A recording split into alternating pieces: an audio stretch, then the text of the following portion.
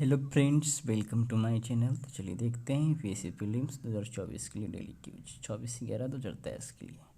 तो जो हमारे चैनल पे नए हैं, चैनल को सब्सक्राइब जरूर कर ले ताकि आपको नोटिफिकेशन जो है मिलता रहे, ठीक है ना। तो आइए देखते हैं आज का पहला क्वेश्चन। तो पहला क्वेश्चन कुछ ऐसा है कि कृषि खाद्य प्रणालियों में लगी महिलाओं पर जलवायु परिवर्तन के प्रभाव के संदर्भ में निम्नलिखित कथनों पर विचार कीजिए और कितने कथन सही है, ठीक है ना। यहाँ देखना है तो तीनों कथन पढ़ते हैं। कृषि खाद्य प्रणालियाँ व्यक्तियों, गतिविधियों और संसाधनों का नेटवर्क है जो खाद्यान्न का उत्पादन, प्रसंस्करण, वितरण तथा उपभोग करते हैं। तो पहला में तो ऐसा कुछ गलती नहीं लग रहा है। राष्ट्रीय महिला किसान दिवस यानी कृषि क्षेत्र में महिला किसानों के बहुमूल्य योगदानों को पहचानने तथा उनकी सराहना करने के लिए भारत में प्रतिवर्ष 15 अक्टूबर को मनाया जाता है। तो ये देखिए, आपको डेटा याद रहना चाहिए, ठीक है ना। तो ये 15 अक्टूबर ही हैं, इसलिए सही है। कह रहा जलवायु परिवर्तन से जल, श्रम और प्राकृतिक संसाधनों की मांग बढ़ जाती है, जिससे महिला किसानों पर कार्य बोझ बढ़ जाता है, ठीक है। तो ध्यान देना है कि ये तीनों कथन सही है, ऑप्शन सी करेक्ट हो जाएगा, ठीक है। तो आइए देखते हैं डिस्क्रिप्शन में। कृषि खाद्य प्रणालियाँ व्यक्तियों, गतिविधियों और संसाधनों का नेटवर्क है जो खाद्यान्न का उत्पादन, प्रसंस्करण, वितरण तथा उपयोग करते हैं। इनमें किसान, व्यापारी, प्रोसेसर, खुदरा विक्रेता, उपभोक्ता आदि शामिल हैं, जो कि खाद्य मूल्य श्रृंखला में शामिल है। अतः कथन एक सही है। राष्ट्रीय महिला किसान दिवस कृषि क्षेत्र में महिला किसानों के बहुमूल्य योगदान को पहचानने तथा उनकी सराहना करने के लिए क्या है, भारत में प्रतिवर्ष 15 अक्टूबर को मनाया जाता है। तो किसान दिवस किस लिए मनाया जाता है वो पोस्ट में आपका है, ठीक है। तो आगे देखते हैं। जलवायु परिवर्तन से जल, श्रम और प्राकृतिक संसाधनों की मांग बढ़ जाती है, जिससे महिला किसानों पर कार्य का बोझ बढ़ जाता है। उन पर अक्सर जल, ईंधन हेतु लकड़ी और चारा इकट्ठा करने के साथ साथ घरेलू एवं देखभाल कर्तव्यों का पालन करने की जिम्मेदारी होती है। अतः कथन 3 सही है। कर महिला किसानों को भी बदलते मौसम और वर्षा पैटर्न के अनुरूप ढलना पड़ता है, जिसके लिए उन्हें नई फसलें, तकनीकी या प्रथाएं अपनाने या अन्य क्षेत्रों में पलायन करने की आवश्यकता हो सकती है। तो आइए देखते हैं आज का दूसरा question. Voice of the global south शिखर सम्मेलन के संदर्भ में निम्नलिखित कथनों पर विचार कीजिए। तो पहला है, समापन सत्र में together for everyone's growth with everyone's trust विषय पर जोर दिया गया है। तो ये समापन सत्र में नहीं, शुरुआती हुआ तब ये दिया गया था। समापन में कुछ और था, वो देख लेंगे डिस्क्रिप्शन में। तो पहला गलत है, कितने कथन सही है ढूंढना है, ठीक है। दूसरा है कि global south centre of excellence दक्षिण, इस पहल का उद्घाटन भारतीय प्रधानमंत्री ने किया।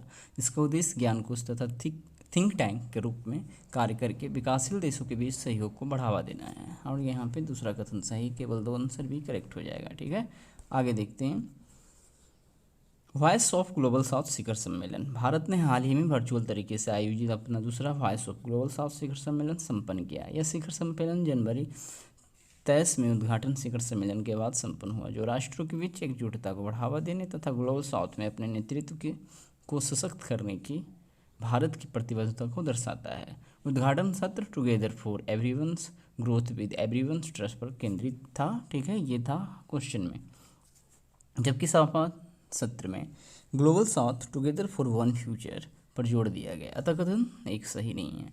कर global south centre of excellence दक्षिण जो है, इस पहल का उद्घाटन, तो इसको आप डार्क में रख सकते हैं। इस पहल का उद्घाटन भारतीय प्रधानमंत्री ने किया, जिसका उद्देश्य ज्ञानकोश तथा थिंक टैंक के रूप में कार्य करके विकासशील देशों के बीच सहयोग को बढ़ावा देना। अतः कथन दूसरा सही है। आइए देखते हैं आज का तीसरा क्वेश्चन। तो तीसरा क्वेश्चन कुछ ऐसा है कि यह मूलतः इंडो पैसिफिक क्षेत्र में पाई जाती है और विशेष रूप से चीन में इसकी उच्च बाजार मांग के कारण इसे सी गोल्ड उपनाम दिया गया है। अपने आर्थिक मूल्य के अलावा यह स्वास्थ्य लाभों के लिए बेस कीमती है। इसकी कोलेजन सामग्री झुर्रियों को रोककर त्वचा के स्वास्थ्य में सहायता करती है, जिससे इसे प्राकृतिक एंटी एजिंग प्रतिष्ठा प्राप्त होती है। इसके अतिरिक्त माना जाता है कि इसमें मौजूद ओमेगा 3 मस्तिष्क कोशिकाओं के विकास को बढ़ावा देकर शिशुओं के आईक्यू को बढ़ाती है। अच्छा, ये मछली ही राज्य है। आगे देखते हैं। तो ये होगा घोल मछली, ऑप्शन डी। तो देख सकते हैं यहाँ पे कि घोल मछली का क्या गुण है, दिया गया विवरण घोल मछली के विषय में है, इसलिए विकल्प डी सही उत्तर है, ठीक है। तो विकल्प डी में था ना, हाँ ठीक है, विकल्प डी में है। आइए देखते हैं घोल मछली के बारे में। भौगोलिक वितरण ही एक पाया कहा जाता है। तो घोल मछली मुख्य रूप से हिंद प्रशांत क्षेत्र में पाई जाती है। इसका प्राकृतिक वास फारस की खाड़ी से लेकर प्रशांत महासागर तक विस्तृत है। आर्थिक महत्व क्या है? घोल मछली की चीन और अन्य एशियाई देशों के बाजार में पर्याप्त मांग है। घोल मछली को इसके उच्च बाजार मूल्य के कारण सी गोल्ड के नाम से भी जाना जाता है, क्योंकि ये मार्केट में महंगी बिकती है, इसीलिए समुद्र का सोना इसे कहा जाता है। तो और भी है, कर इसका मांस यूरोपीय और मध्य पूर्वी देशों में निर्यात किया जाता है, जबकि ड्राई एयर ब्लेडर की विशेष रूप से चीन में अत्यधिक मांग है। लाभ क्या है? आंखों के स्वास्थ्य के लिए उपयुक्त है, आंखों की रोशनी बनाए रखने में सहायता करती है। पर ऊपर बढ़ने और झुर्रियों उम्र बढ़ने और झुर्रियों को रोकने के लिए घोल मछली में मौजूद कोलेजन की मात्रा झुर्रियों को रोक सकती है, यह रोकती है और त्वचा की लोच को भी बरकरार रखती है।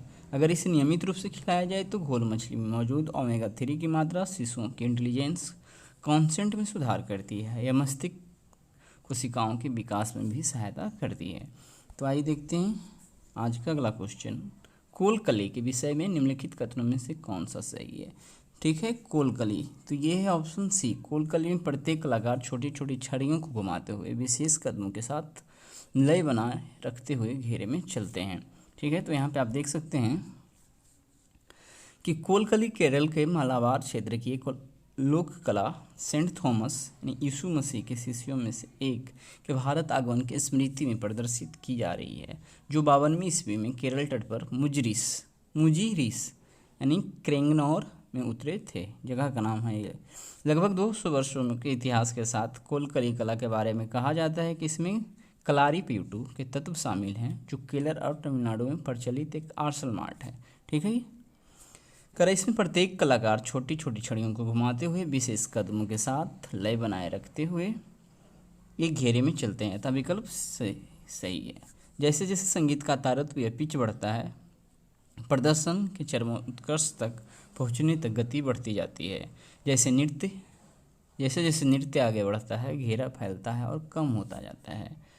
तो चलिए, जमानत के संबंध में निम्नलिखित कथनों पर विचार कीजिए। तो दंड प्रक्रिया संहिता जमानतीय और गैर जमानतीय अपराधों के बीच अंतर करती है। पहला तो सही है। कर मनमाने ढंग से उल्लंघन के खिलाफ व्यक्तिगत स्वतंत्रता की रक्षा के लिए 1969 की विधि आयोग की रिपोर्ट के सुझाव के बाद सीआरपीसी की धारा 438 के तहत अग्रिम जमानत का प्रावधान किया गया है। तो ये भी सही है, इसलिए ऑप्शन सी करेक्ट हो जाएगा। ठीक है, तो आइए देख लेते हैं थोड़ा डिस्क्रिप्शन के। दंड प्रक्रिया संहिता जमानतीय तथा गैर जमानतीय अपराधों के बीच अंतर स्पष्ट करती है। यह 3 प्रकार की जमानत को भी परिभाषित करता है। धारा 437 के तहत नियमित जमानत, अंतरिम जमानत और अल्पकालिक जमानत, जो तब दी जाती है जब नियमित अथवा अग्रिम जमानत आवेदन न्यायालय के समक्ष लंबित हो, एवं धारा 439 के तहत अग्रिम अथवा पूर्व गिरफ्तारी जमानत भी दी जाती है।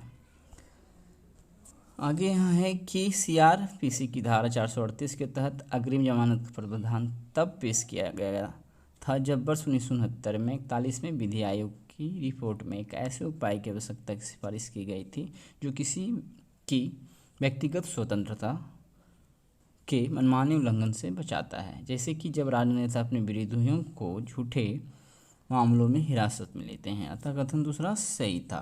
कर धारा 438 के तहत अग्रिम जमानत तब दी जा सकती है जब किसी व्यक्ति के पास यह विश्वास करने का कारण हो कि उसे गैर जमानतीय अपराध करने के आरोप में गिरफ्तार किया जा सकता है। इस धारा के तहत उच्च न्यायालय अथवा सत्र न्यायालय द्वारा गैर जमानती अपराधों के लिए अनुमति दी जा सकती है, जिसके लिए किसी को गिरफ्तारी की आशंका होती है, भले ही वास्तविक गिरफ्तारी न हुई हो अथवा एफआईआर दर्ज ना की गई हो। आते हैं छठा क्वेश्चन, औद्योगिक उत्पादन सूचकांक। ठीक है, औद्योगिक उत्पादन सूचकांक के संबंध में लिखित कथनों पर विचार कीजिए। तो इसकी गणना प्रकाशन केंद्रीय सांख्यिकी संगठन द्वारा वार्षिक आधार पर किया जाता है। तो अब सीएसओ तो रहा नहीं, अब है एनएसओ। ठीक है ना, जिस कारण से गलती होना चाहिए पहला कथन। कराइए पिछले वर्ष की तुलना में एक निर्दिष्ट वर्ष के दौरान उद्योगों के क्षेत्र में भौतिक उत्पादन के सापेक्ष परिवर्तन को इंगित करता है। तो दूसरा कथन सही है, केवल 2 ऑप्शन भी करेक्ट हो जाएगा। तो आइए देखते हैं इसका। कह रहा है औद्योगिक अच्छा रहा नहीं, फिर भी सही, कुछ तो हम शायद गलती बता दिए।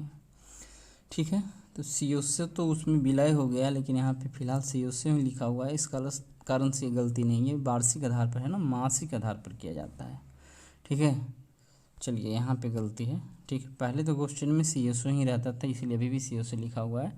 ठीक है, इसे औद्योगिक उत्पादन सूचकांक को एन एस ओ करती है, इसलिए एन एस ओ रहेगा, लेकिन ये वार्षिक आधार पर नहीं मासिक आधार पर होता है, इसके कारण ये गलती किया गया है। ठीक है, तो यहाँ पे आप देख सकते हैं कि औद्योगिक उत्पादन सूचकांक की गणना और प्रकाशन केंद्रीय सांख्यिकी संगठन द्वारा मासिक आधार पर किया जाता है, लेकिन अब ये एनएसओ कहलाता है। ICI चयनित 8 प्रमुख उद्योगों में उत्पादन के सामूहिक और व्यक्तिगत प्रदर्शन को मापता है। कोयला, कच्चा तेल, प्राकृतिक गैस, पेट्रोलियम, रिफाइनरी उत्पाद, उर्वरक, इस्पात, सीमेंट तथा विद्युत। यह पिछले वर्ष की तुलना में एक निर्दिष्ट वर्ष के दौरान उद्योगों के क्षेत्र में भौतिक उत्पादन के सापेक्ष परिवर्तन को इंगित करता है, इसलिए दूसरा सही था। आइए देखते हैं अगला क्वेश्चन। चतुर्भुज सुरक्षा संवाद, जिसको क्वाड बोलते हैं, के संदर्भ में निम्नलिखित कथनों पर विचार कीजिए। ठीक है, यह 4 तंत्रों भारत, ऑस्ट्रेलिया, अमेरिका, जापान, जिसको शॉर्टकट में याद आप रख सकते हैं बाजा। ठीक है, भारत, यहाँ से अमेरिका, जे से जापान और ए से ऑस्ट्रेलिया। ठीक है, इसको अपने अनुसार याद रख सकते हैं चारों कौन कौन है। फिर है कि इसका उद्देश्य मुक्त, स्पष्ट और समृद्ध इंडो पैसिफिक क्षेत्र सुनिश्चित करना है तथा उसका समर्थन करना है। तो ये दो तो ठीक है। मालाबार अभ्यास वर्ष 1992 में भारत और ऑस्ट्रेलिया के बीच द्विपक्षीय अभ्यास के रूप में शुरू हुआ था। तो यहाँ पे ऑस्ट्रेलिया नहीं था, अमेरिका था 1992 में। ठीक है ना, जिसके कारण ये गलती हो जा रहा है, तो केवल 2 सही होगा, ऑप्शन बी करेक्ट हो जाएगा। तो यहाँ आप देख सकते हैं चतुर्भुज सुरक्षा संवाद अर्थात क्वाड 4 लोकतंत्र भारत, अमेरिका, जापान और ऑस्ट्रेलिया का समूह है। अतः कथन एक सही है। सभी चारों राष्ट्र लोकतांत्रिक होने के कारण इनकी एक समान आधारभूमि है और निर्बाध समुद्री व्यापार एवं सुरक्षा के साझा हित का भी समर्थन करते हैं। इसका उद्देश्य मुक्त, स्पष्ट और समृद्ध इंडो पैसिफिक क्षेत्र सुनिश्चित करना है तथा उसका समर्थन करना था। कथन दूसरा सही है। ठीक है, आगे है कि क्वाड का विचार पहली बार वर्ष 2007 में जापान के प्रधानमंत्री शिंजो आबे ने रखा था। हालांकि यह विचार आगे विकसित नहीं हो सका क्योंकि चीन के ऑस्ट्रेलिया पर दबाव के कारण ऑस्ट्रेलिया ने स्वयं को इससे दूर कर लिया था। ठीक है, तो 2007 में सबसे पहले ये विचार जापान तो भी शामिल है ना, प्रधानमंत्री शिंजो आबे ने रखा था। ठीक है, चीन के दबाव के कारण ऑस्ट्रेलिया इसमें नहीं आ पाया था। मालाबार अभ्यास वर्ष 1992 में भारत और अमेरिका के बीच में हुआ था, यही गलती था, के बीच द्विपक्षीय अभ्यास के रूप में शुरू हुआ था। अतः कथन 3 सही नहीं है। मालाबार अभ्यास एक नौसैनिक अभ्यास है, ये भी ध्यान रखना है। जिसमें निम्नलिखित देश शामिल है, वही वाजा। ठीक है, भारत, संयुक्त राज्य अमेरिका, जापान और ऑस्ट्रेलिया। ठीक है, आइए देखते हैं विधि विरुद्ध क्रियाकलाप निवारण अधिनियम 1967 के संबंध में निम्नलिखित कथनों पर विचार कीजिए। तो यहाँ पे कितने कथन सही है ढूंढना है। चलिए एक करके पढ़ते हैं क्या है नहीं है। एक जांच अधिकारी को आतंकवाद से संबंधित संपत्ति को जब्त करने के लिए पुलिस महानिदेशक की पूर्व मंजूरी प्राप्त करना आवश्यक होता है, ये कथन सही है। यह अधिनियम केंद्र सरकार को सर्वोच्च अधिकार प्रदान करता है जिससे वह किसी क्रियाकलाप को विधि विरुद्ध मान सकती है तथा आधिकारिक राजपत्र में प्रकाशन के माध्यम से इसे आधिकारिक तौर पर घोषित कर सकती है, ये भी सही है। मामलों की जांच उपाधीक्षक अथवा सहायक पुलिस आयुक्त अथवा उससे ऊपर के स्तर के अधिकारियों द्वारा की जा सकती है, तो ये भी सही है। तो यहाँ पे तीनों कथन सही है, ऑप्शन सी करेक्ट होना चाहिए। तो एक जांच अधिकारी को आतंकवाद से संबंधित संपत्तियों को जब्त करने के लिए पुलिस महानिदेशक की पूर्व मंजूरी प्राप्त करना आवश्यक होता है। यह अधिनियम केंद्र सरकार को सर्वोच्च अधिकार प्रदान करता है जिससे वह किसी क्रियाकलाप को विधि विरुद्ध मान सकती है तथा आधिकारिक राजपत्र में प्रकाशन के माध्यम से इसे आधिकारिक तौर पर घोषित कर सकती है। कथन तो सही है। मामलों की जांच उपाधीक्षक अथवा सहायक पुलिस आयुक्त अथवा उससे ऊपर के स्तर के अधिकारियों द्वारा की जा सकती है। कथन तीसरा भी सही है। तो आइए देखते हैं आगे। आतंकवाद से संबंधित निम्नलिखित क्रियाकलाप और विचार कीजिए। यहाँ पे उपयुक्त में से कितनी गतिविधियाँ वे मानदंड हैं जिनके आधार पर केंद्र सरकार किसी संगठन को आतंकवादी संगठन घोषित कर सकती है। तो चारों पढ़ते हैं। आतंकवादी कृत्य करना, तो उसमें भाग लेना पहला। फिर आतंकवाद की तैयारी करना दूसरा। तीसरा है कि आतंकवाद को बढ़ावा देना, और चौथा है अन्यथा आतंकवाद में शामिल होना। तो चारों कृत्य सही है, ठीक है, इसीलिए सभी 4 ऑप्शन डी करेक्ट हो जाएगा। तो आइए देखते हैं, वही बात यहाँ फिर से है, इसीलिए इसको आगे पढ़ने की ज़रूरत नहीं है। आगे चलते हैं, अगला क्वेश्चन। निम्नलिखित कथनों पर विचार कीजिए। तो ISES यूसुफ ईशांक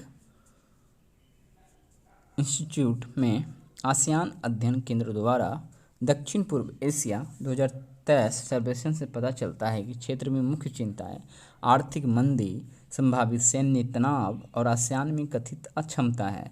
तो पहला कथन स्वतंत्र रूप से सही है, ठीक है। फिर है कि चीन इस क्षेत्र में अग्रणी आर्थिक और राजनीतिक शक्ति के रूप में अपनी स्थिति बनाए रखता है, जबकि संयुक्त राज्य अमेरिका ने निर्णायक विकल्प के मामले में चीन पर अपनी स्थिति मजबूत कर ली है।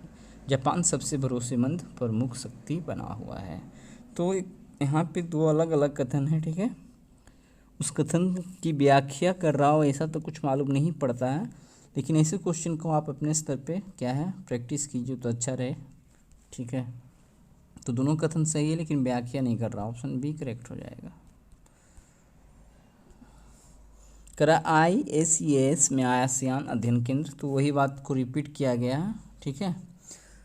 तो इस डिस्कशन पे पढ़ने की ज़रूरत नहीं है। तो आज हमने 10 क्वेश्चन तो देख लिया, मिलते हैं कल फिर 10 क्वेश्चन के साथ। तो वीडियो अच्छा लगा हो तो अपने सर्कल में इसको अधिक से अधिक जरूर शेयर करें और चैनल को जरूर सब्सक्राइब कर ले, ठीक है। तो आइए देखते हैं, अगले दिन मिलते हैं।